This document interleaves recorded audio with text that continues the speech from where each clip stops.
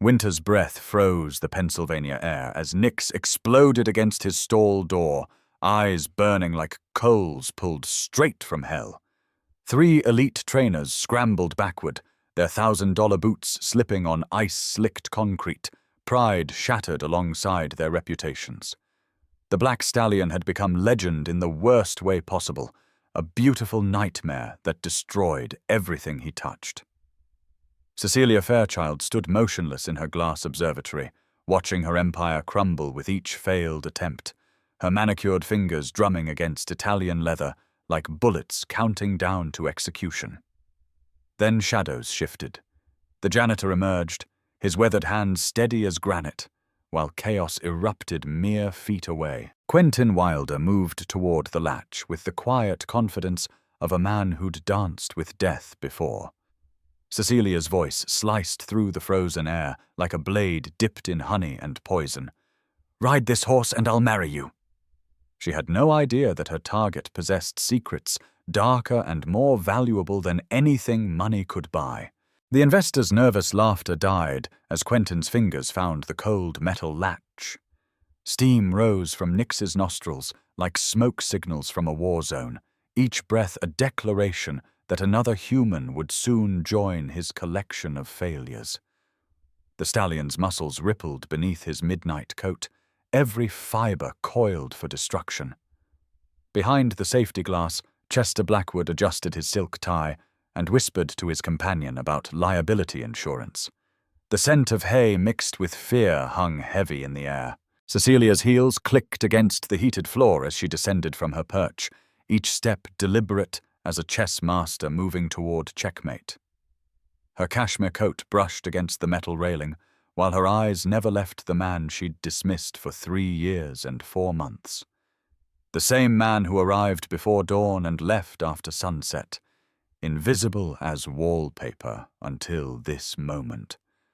The same man whose presence she'd barely acknowledged existed. Quentyn stepped into the stall with the fluid grace of someone entering a cathedral. Nix's ears flattened against his skull, nostrils flaring as he sized up this new challenger. The stallion had broken Marcus Thompson's left arm in 2 places.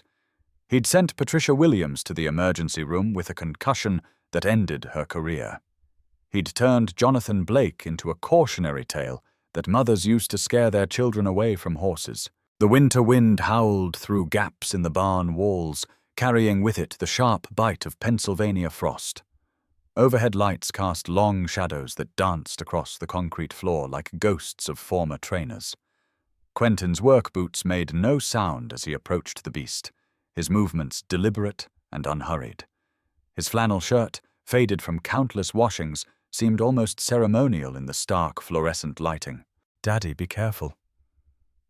The small voice came from the corner where 9-year-old Elodie Wilder pressed herself against the wooden beams, her sketchpad clutched to her chest like armor. Her blonde hair escaped from beneath a knitted cap that had seen better winters, and her blue eyes reflected the same storms that raged in her father's soul.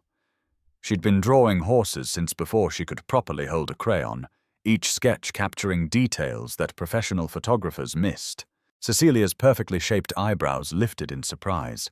She hadn't noticed the child before, hadn't realized that her janitor possessed a family beyond the maintenance closet and broken water pipes.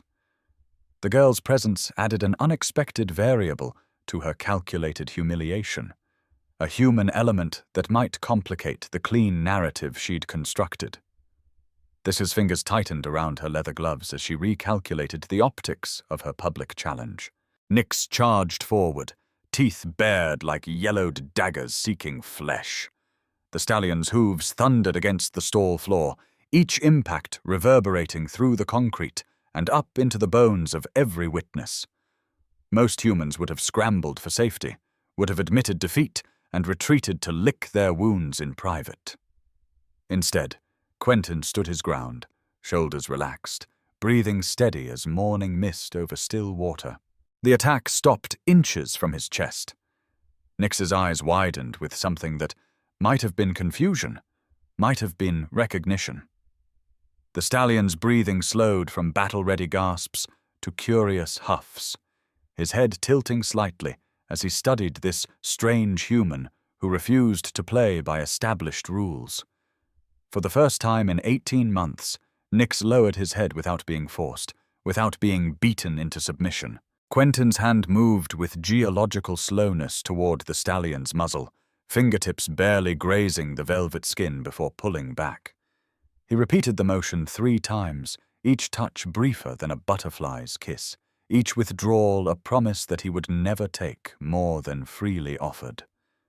The barn fell silent except for the whisper of wind through weathered boards and the steady rhythm of 2 hearts learning to synchronize. "How is he doing that?" Chester Blackwood's stage whisper carried across the arena, his voice pitched with the kind of amazement usually reserved for magic tricks and minor miracles. His phone appeared in manicured hands, recording what might become either evidence for an insurance claim or footage of the impossible. The other investors leaned forward like theater patrons watching the climax of an opera they'd never seen before. Cecilia's jaw tightened as she watched her carefully orchestrated humiliation transform into something else entirely. This wasn't the script she'd written, wasn't the ending that would cement her authority and justify her recent cost-cutting measures. The janitor was supposed to fail spectacularly, supposed to provide her with weeks of entertaining stories at board meetings and country club dinners. Elodie's fingers flew across her sketchpad, capturing the moment her father became someone she'd always suspected he might be. Her pencil strokes were confident, despite her young age, each line revealing an artist's eye that saw truth hidden beneath surface appearances. She'd drawn this scene 100 times in her imagination, had dreamed of the day when the world would see what she saw every morning at breakfast. 20 minutes passed like held breath. Quentyn's movements remained minimal, economical, a conversation conducted in gestures smaller than whispers. He shifted his weight from right foot to left, a communication that Nix answered by stepping closer. He exhaled slowly through his nose, and the stallion mirrored the rhythm. They were learning each other's language without dictionaries or textbooks. The barn door burst open with a crash that shattered the spell like glass hitting concrete. Harold Fairchild stormed inside, his designer overcoat billowing behind him like a corporate cape, his face flushed with the kind of rage that turned board meetings into battlefields. At 73, Cecilia's father still commanded rooms through sheer force of personality and the weight of generational wealth.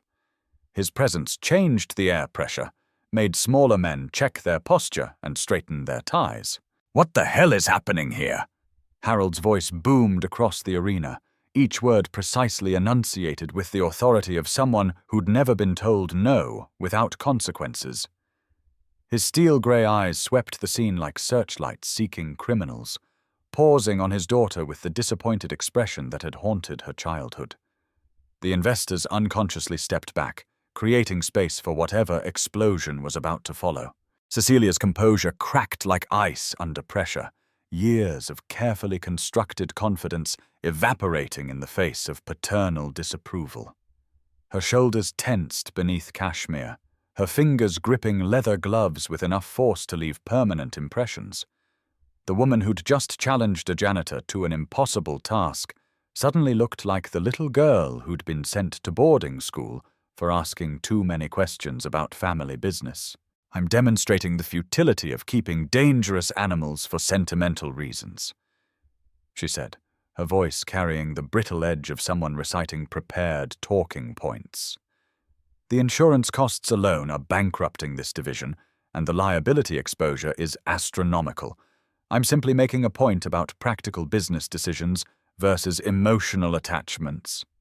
Her words sounded hollow even to her own ears, corporate speak failing to mask the personal vendetta that had motivated this spectacle.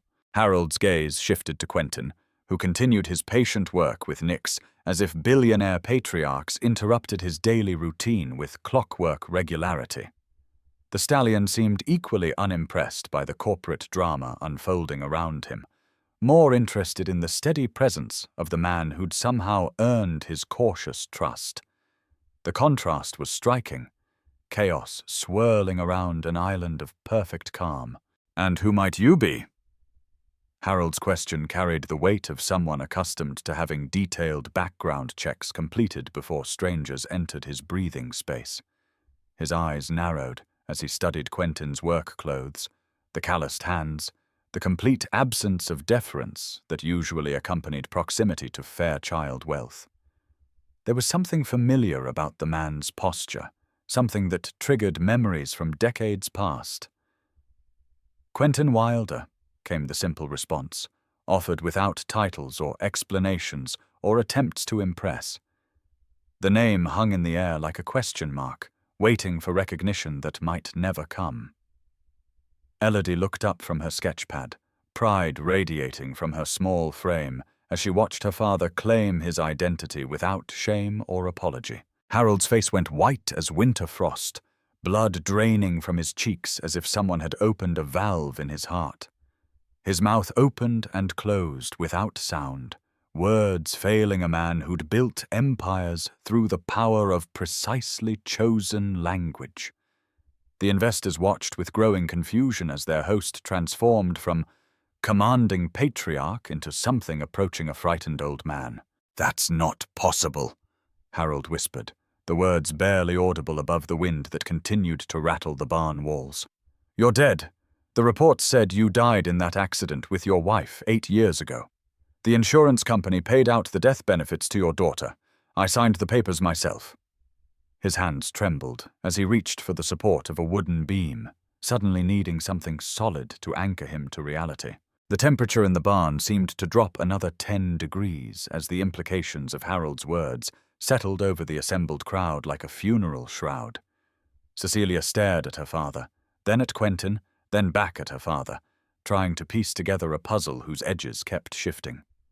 The investors exchanged glances that spoke of insider trading investigations and congressional hearings, their phones discreetly sliding back into pockets. Quentyn finally turned away from Nyx, his weathered face carrying the weight of 8 years and secrets that had shaped every day since the accident that changed everything. "Reports of my death were greatly exaggerated," he said, borrowing Mark Twain's words with a dry humor that didn't reach his eyes, though there were days I wished they weren't. The stallion stepped closer to Quentyn's shoulder, as if sensing the shift in emotional terrain and offering what comfort a damaged creature could provide to another. Nyx's breath warmed the air between them, creating small clouds of steam that rose like prayers toward the rafters. The horse's presence seemed to steady Quentyn, reminding him that some bonds survived even the worst catastrophes. Elodie closed her sketchpad with a soft snap and walked toward her father, her small boots clicking against concrete with the same measured cadence that had characterized Cecilia's entrance. "Daddy told me we had to be invisible for a while," she said, her young voice carrying wisdom that shouldn't exist in someone who still lost teeth to the tooth fairy. "He said some people made a mistake, and we had to stay safe until things got fixed." Harold's knees buckled slightly as he processed the child's words, understanding dawning like sunrise over a crime scene. The death benefits, the insurance payouts, the closed investigations, they were all built on lies constructed to protect profits and reputations. His own signature had condemned a man and child to 8 years of poverty and anonymity, all to avoid scandal that might impact quarterly earnings. "The exhibition in 2017, Harold said, his voice hollow as an empty church. "The safety equipment that failed during your wife's demonstration. We knew it was faulty, knew the manufacturer had cut corners to meet our cost requirements. But the insurance investigation was getting too close, asking too many questions about our vendor selection process." His confession spilled out like water from a broken dam, decades of business decisions suddenly feeling like murder charges. Cecilia's world tilted sideways as she absorbed her father's admission, understanding with crystal clarity that her family's wealth had been purchased with other people's blood. The woman who'd mocked a janitor moments earlier now faced the reality that she'd been taunting a widower whose wife had died to protect Fairchild profits. Her designer clothes felt like costume jewelry, her authority like stage makeup that was starting to run. "We made it look like you'd died in grief," Harold continued, each word extracted like a confession under torture. "Paid the coroner to issue a death certificate, arranged for witness statements about your mental state after the funeral. Your daughter was supposed to be placed in foster care, but somehow you both disappeared before social services could intervene." His corporate empire was crumbling in real time, built on foundations of sand and other people's suffering. The investors began edging toward the exit, recognizing the signs of a company about to become front-page news for all the wrong reasons. Their phones would be buzzing with calls from attorneys and publicists before they reached their cars. Damage control strategies already forming in boardrooms across 3 time zones. The smell of scandal was stronger than hay and horsehair, more persistent than Pennsylvania winter. Quentyn placed his hand fully on Nix's neck, drawing strength from the contact as he prepared to reveal truths that had been buried for 8 years. "Lyra didn't die because of faulty equipment," he said, his voice carrying across the barn like a judge pronouncing sentence. "She died because someone sabotaged her saddle during the equipment inspection, someone who knew exactly which straps to weaken, exactly how much pressure would cause catastrophic failure." The statement hit Harold like a physical blow, sending him stumbling backward until he collided with the viewing platform railing. His face cycled through colors that existed only in medical textbooks, his breathing becoming shallow and rapid. The man who'd controlled fortunes with casual gestures now looked like he might collapse from the weight of accumulating revelations. "That's impossible," Cecilia whispered, though her voice lacked conviction. She was remembering late-night phone calls between her father and lawyers, hushed conversations that stopped whenever she entered rooms, insurance settlements that seemed disproportionately large for equipment failures. The pattern had always been there, waiting for someone to connect dots that spelled out deliberate murder. Elodie moved to stand beside her father, her small hand finding his larger one with the ease of long practice. "Daddy spent 8 years finding proof," she said, her words dropping into silence like stones into deep water. "He has pictures and recordings and bank statements. He knows who killed Mommy and why they did it." Her child's honesty cut through layers of corporate doublespeak like a knife through silk. Harold's phone buzzed with incoming calls that would reshape his legacy from successful businessman to criminal conspirator. The sound seemed unnaturally loud in the barn, each vibration a countdown to congressional investigations and perp walks. His empire, built over 5 decades, was about to become a case study in business schools about the true cost of placing profits over human lives. Quentyn reached into his jacket pocket and withdrew a thick envelope, its edges worn from countless handlings over the years. The paper looked ordinary, unremarkable, the kind of manila folder that might contain tax returns or grocery lists. But the contents would topple governments and reshape industries, would turn boardrooms into crime scenes and transform CEOs into federal defendants. "Lyra was investigating your company's safety violations," Quentyn said, his voice steady, despite the earthquake he was about to unleash. She'd discovered that Fairchild Enterprises had been deliberately using substandard equipment across 12 states, had been bribing inspectors and falsifying safety reports for over a decade. She was going to testify before the Senate Commerce Committee the week after the exhibition. The revelation hit Harold like lightning striking twice in the same spot, illuminating connections he'd thought were buried deeper than nuclear waste. Lyra Wilder hadn't just been a talented rider whose death could be dismissed as tragic accident. She'd been an investigative journalist whose questions threatened to unravel carefully constructed criminal enterprises. Her murder had been business, cold and calculated as quarterly profit projections. Cecilia sank onto a hay bale, her legs no longer able to support the weight of family shame that was reshaping her understanding of everything she'd believed about her life. The money that had paid for her education, her lifestyle, her authority, it was all blood money. extracted from victims whose names she'd never bothered to learn. The janitor she'd mocked was a living testament to her family's crimes. The person who sabotaged her equipment was your head of security, Quentyn continued, each word precisely placed for maximum impact. Vincent Marshall, the same man you promoted to Chief Operating Officer 6 months after my wife's death. The same man who's been managing your crisis communications since this morning. The same man who's probably shredding documents as we speak. Harold fumbled for his phone with hands that shook like autumn leaves, his fingers struggling to navigate contact lists that suddenly felt like evidence in a murder trial. Vincent Marshall had been his right hand for 23 years, the problem solver who made inconvenient issues disappear with the efficiency of a professional cleaner. The loyalty he'd inspired through generous compensation was about to reveal its true price. The barn door opened again, admitting Vincent Marshall himself, his Italian shoes clicking against concrete, with the confidence of someone unaware that his world had just ended. At 57, he carried himself with the controlled aggression of a man who'd spent decades making problems disappear through methods that didn't always appear in official reports. His arrival completed the cast of a drama that had been 8 years in the making. "Harold, we need to contain this situation immediately," Vincent said, his words clipped with corporate efficiency. "I've got legal standing by, and our media team is prepared to frame this as a publicity stunt by a disgruntled former employee seeking attention and financial compensation."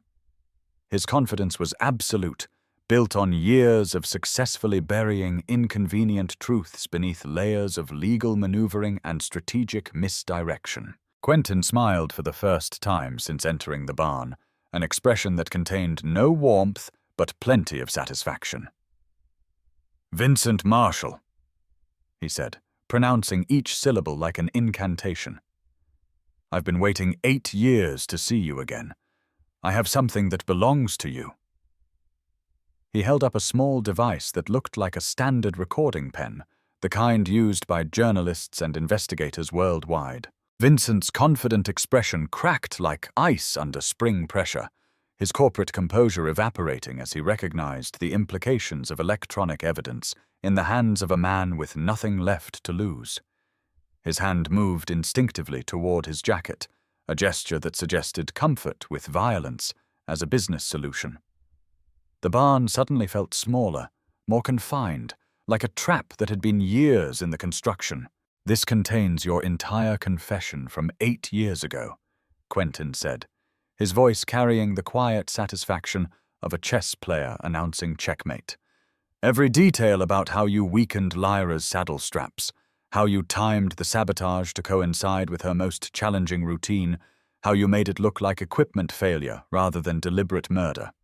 You were quite thorough in your explanation to Harold about the necessity of eliminating threats to company security." The recording device seemed to grow larger in the silence that followed, becoming the most important object in a barn full of witnesses and evidence.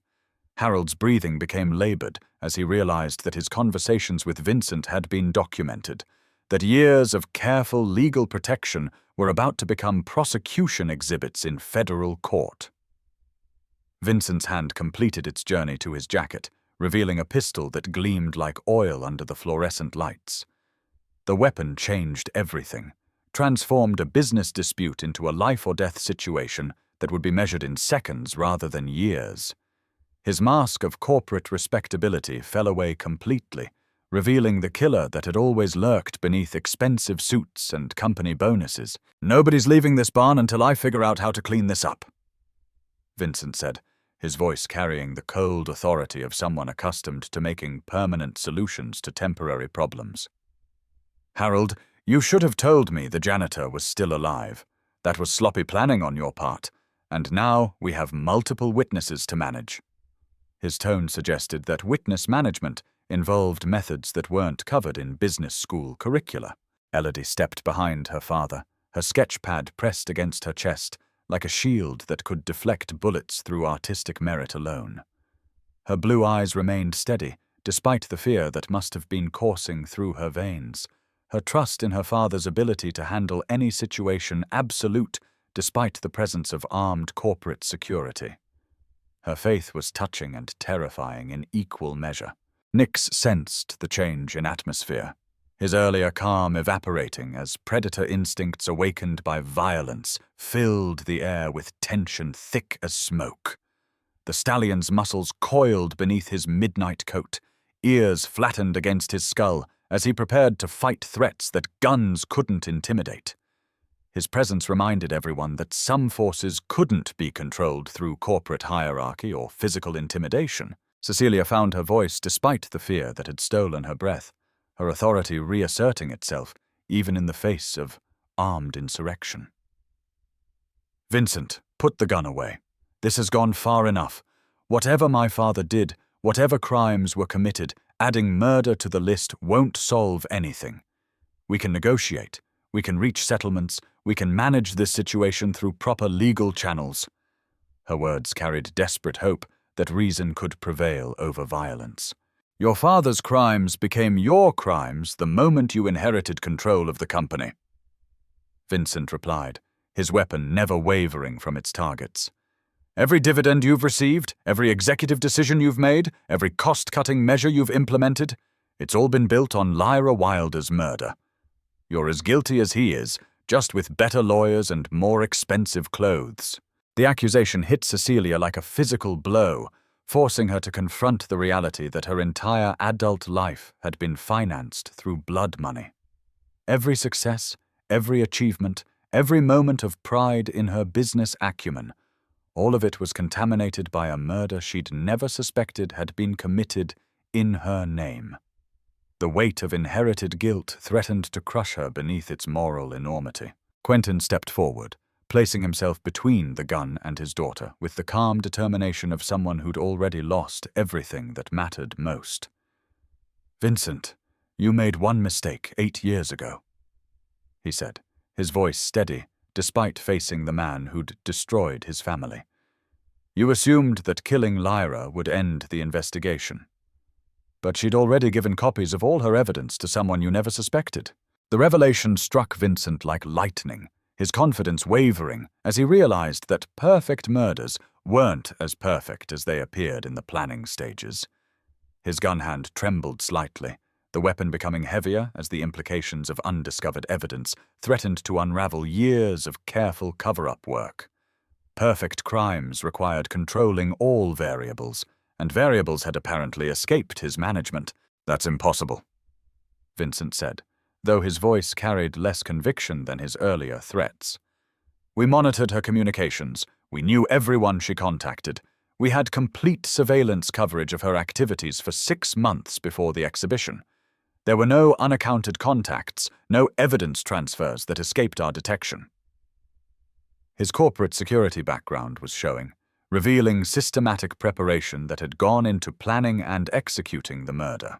Elodie smiled with the innocence of someone too young to understand the full implications of family secrets, her hand reaching into her jacket pocket to withdraw a small thumb drive that looked like a child's toy. "Mommy gave me this before her last show," she said, her voice carrying across the barn like a child's prayer. "She said it was a very important game that I should only give to Daddy if something bad happened to her." The thumb drive became the center of attention, a small piece of technology that contained enough evidence to topple governments and reshape industries. Vincent's gun swung toward the child, his professional instincts recognizing the greatest threat in the room wasn't the man who'd spent 8 years seeking revenge, but the little girl who'd been carrying nuclear evidence in her pocket like a forgotten toy.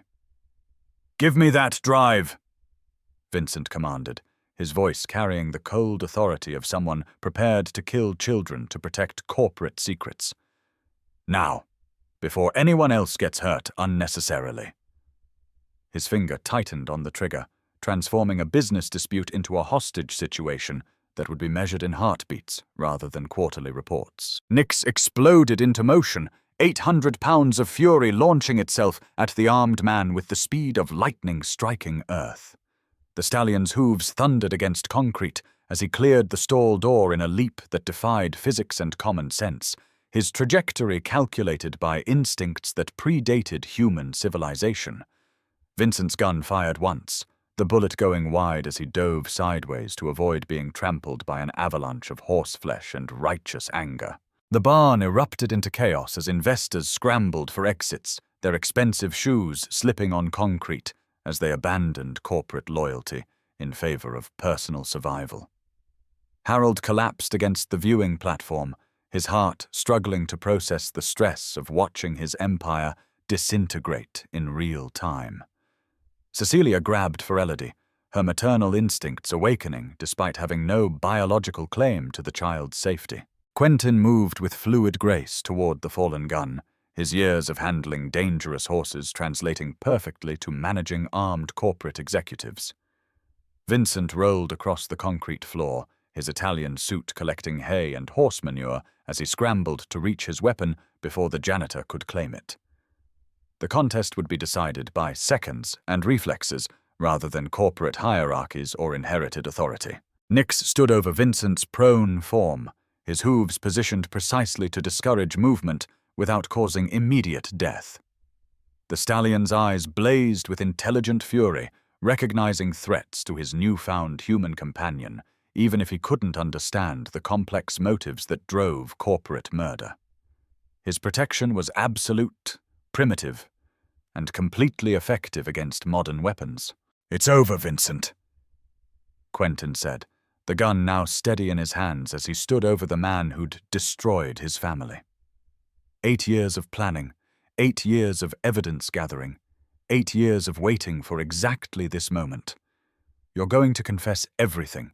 You're going to implicate everyone involved, and you're going to spend the rest of your miserable life in federal prison thinking about the woman you murdered for profit margins.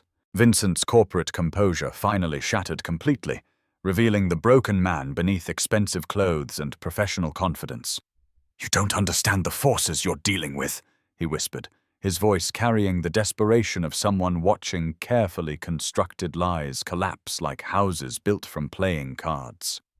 Fairchild Enterprises is connected to defense contracts, to senators, to international corporations that make billions from the systems we've put in place. Killing me won't stop anything. "Maybe not," Quentyn replied, his voice carrying the quiet satisfaction of someone who'd already achieved everything he'd hoped to accomplish. "But it'll be a good start, and I won't be the one killing you.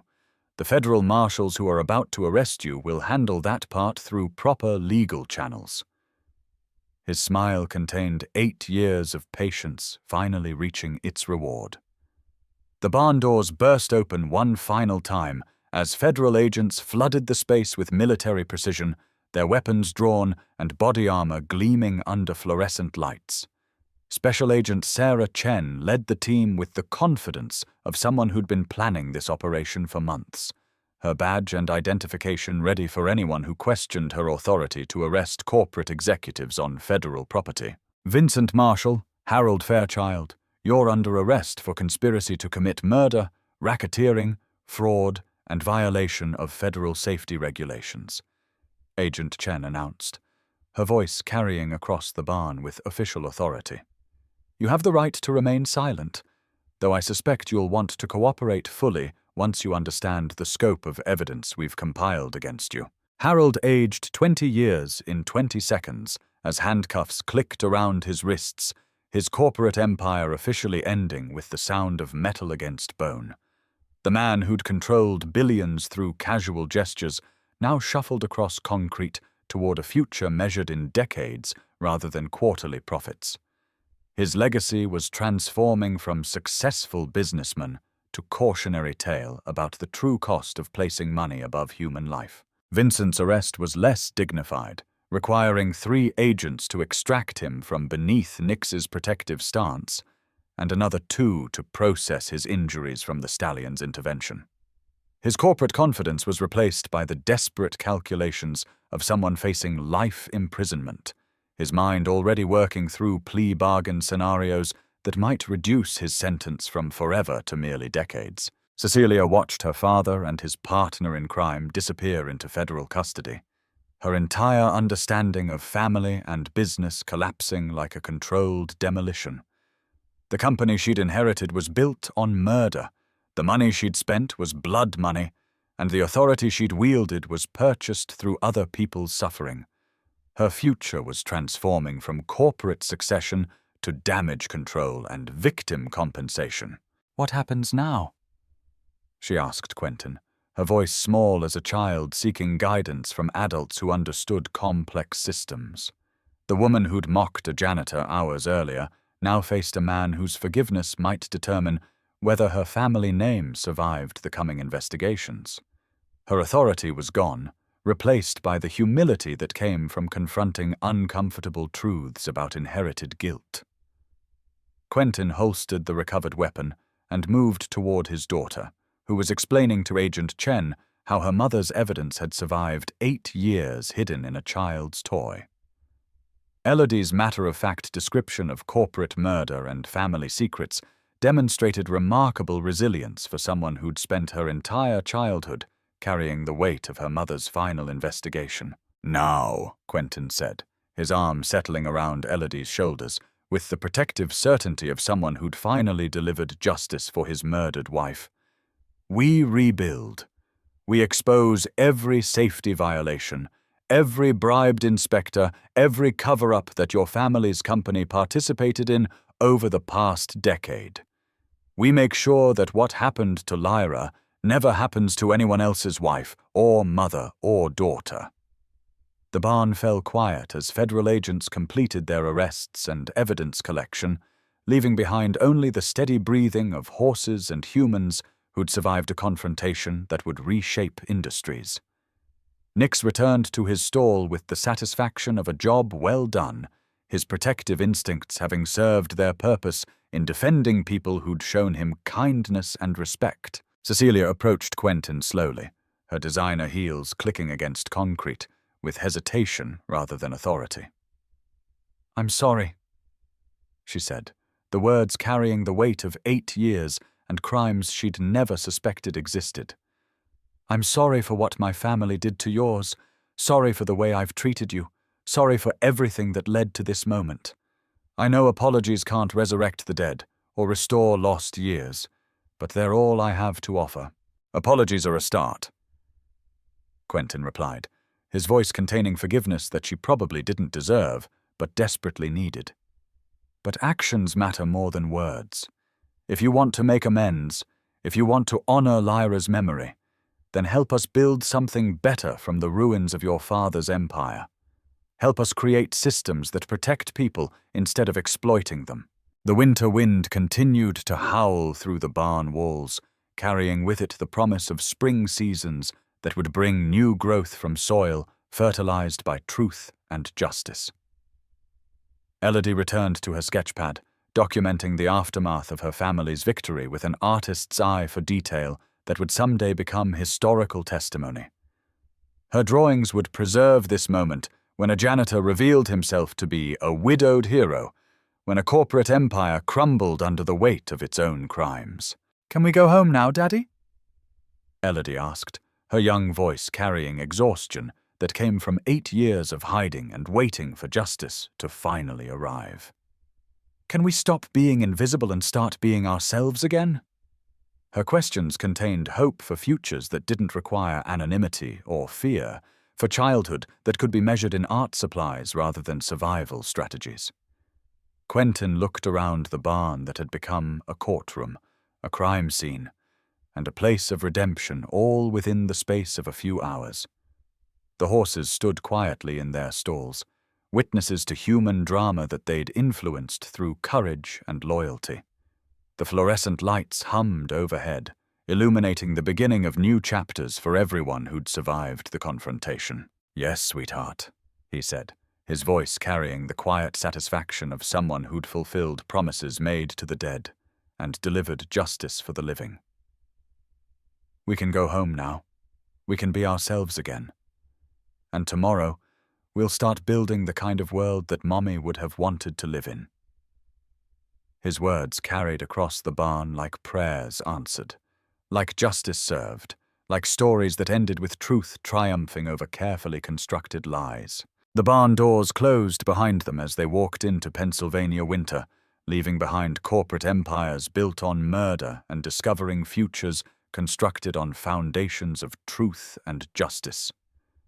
Behind them, Nyx watched through his stall window, the stallion's eyes reflecting satisfaction that came from protecting people who'd shown him kindness. The nightmare was finally over, and spring would come again.